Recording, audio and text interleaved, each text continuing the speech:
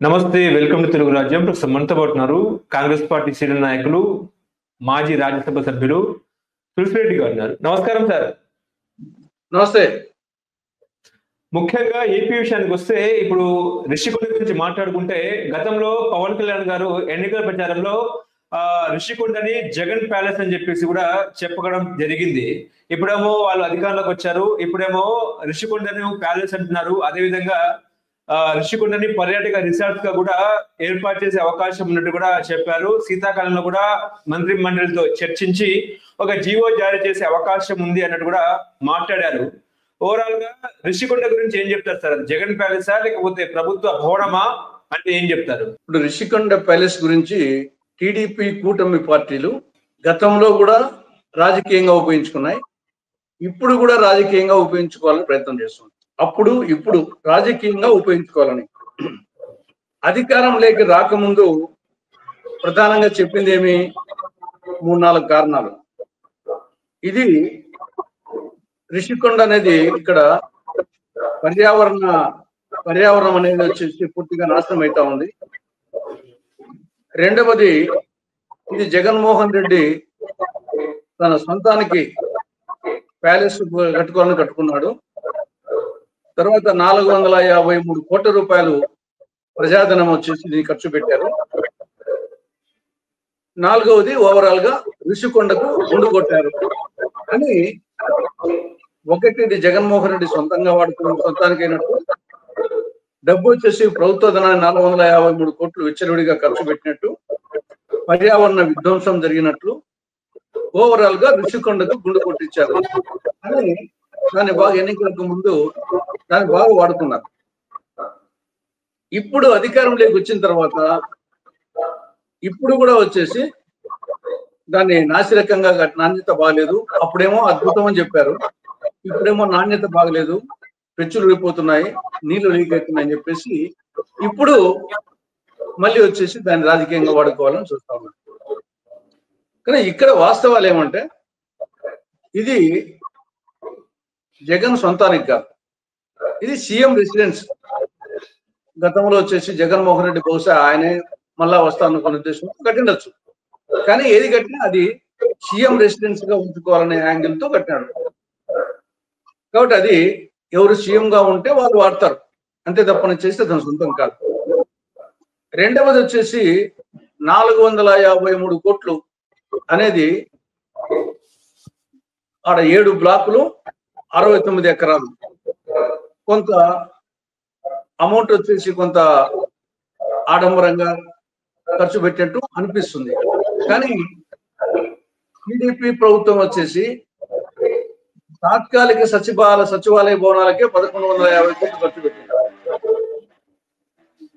అమరావతిలో తాత్కాలిక సచివాలయానికే 1150 కోట్లు ఖర్చు పెట్టింది. కుటుంబంలో పర్మనెంట్ సచివాలయానికి 4000 చిల్లర కోట్లు ఖర్చు పెడతామంటారు. కానీ దాంతో పోలిస్తే 453 కోట్లు ఎక్కువేం కాదు. ఇప్పుడు గవర్నమెంట్ అధికారంలోకి వచ్చి 14 నెలలు అయింది. ఆ రోజు విమర్శించారు. అధికారంలోకి వచ్చిన తర్వాత ఇమీడియట్ గా దాన్ని ఉపయోగించుకోవాలి కదా. ఆ ప్రాపర్టీని గవర్నమెంట్ ప్రాపర్టీ, అతను సొంతం కాదని తెలిసిపోయింది, గవర్నమెంట్ది.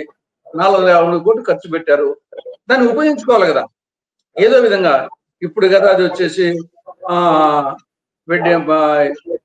వెడ్డింగ్లకు కానీ, వెడ్డింగ్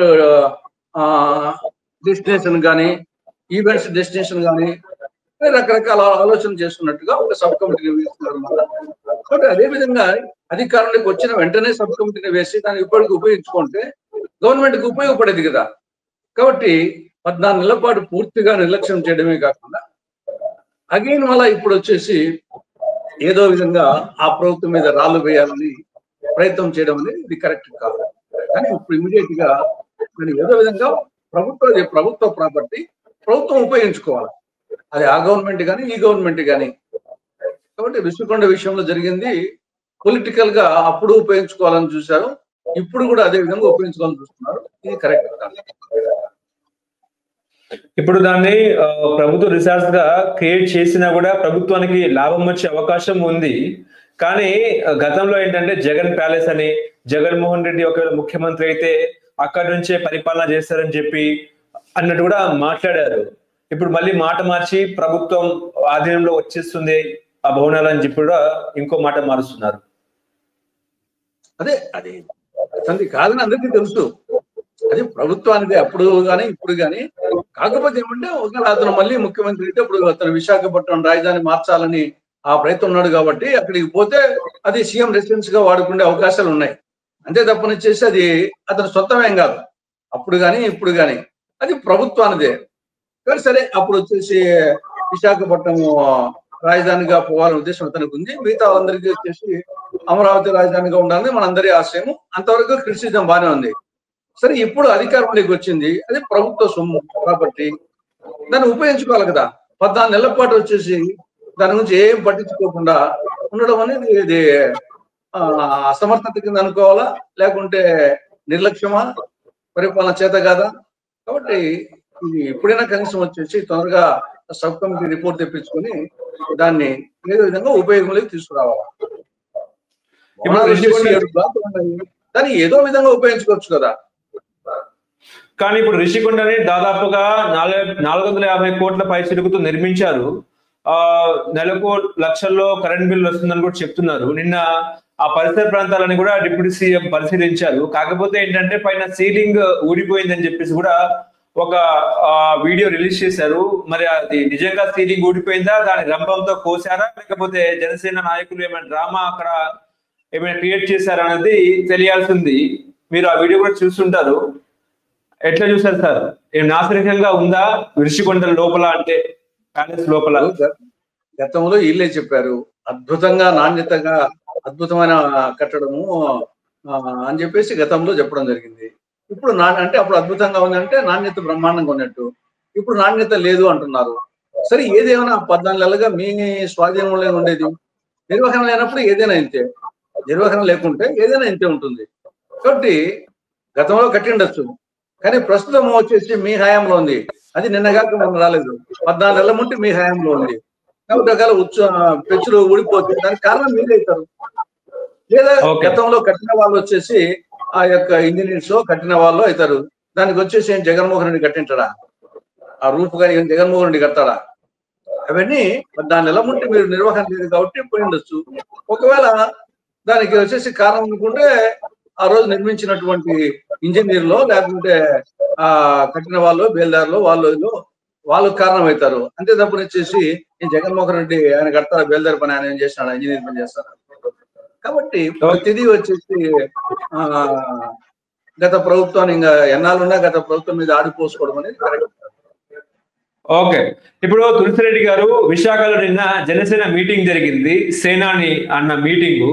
అయితే ఆ మీటింగ్ లో భాగంగా నిన్న మంత్రి నాదెండ్ల భాస్కర్ గారు మనోహర్ గారు కొన్ని కామెంట్లు చేశారు.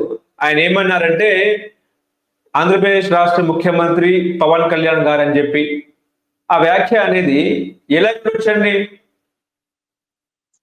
ఒక్కసారి ఫ్లూయెన్సీలో వచ్చేసి మాట అంతే తప్పని చేసి దాన్ని మనం ఉద్దేశపూర్వకంగా నాదెండ్ల మనోహర్ అని అనుకోలేదు. ఒకవేళ చిన్న ఆయన అభిమానులు వచ్చేసి అనొచ్చు, కానీ పవన్ కళ్యాణ్ అభిమానులు వాళ్ళ ఉద్దేశపూర్వకంగానే వాళ్ళ ఉద్దేశం అనొచ్చు. కానీ నాదెండ్ల మనోహర్ ఒక సీనియర్ రాజకీయ నాయకుడు, ఆయన మాట్లాడే ఫ్లూయెన్స్ లో వచ్చేసి ఫ్లూలో వచ్చింటుంది తప్పని చేసి దాన్ని ఉద్దేశపూర్వకంగా అంటాడని అనుకోవడం. హలో, తెలుగు రాజ్యం ఛానల్ చూస్తున్నారా? సామాజిక రాజకీయ జీవన చిత్రణే తెలుగు రాజ్యం. అతిశయోక్తులు అసత్యాలు ఉండవు. రాజకీయ కోణం కాదు, ప్రజా కోణమే కొలబద్ద. తెలుగు రాజ్యం వీక్షణ మీ ఉత్తమ అభిరుచికి నిదర్శనం.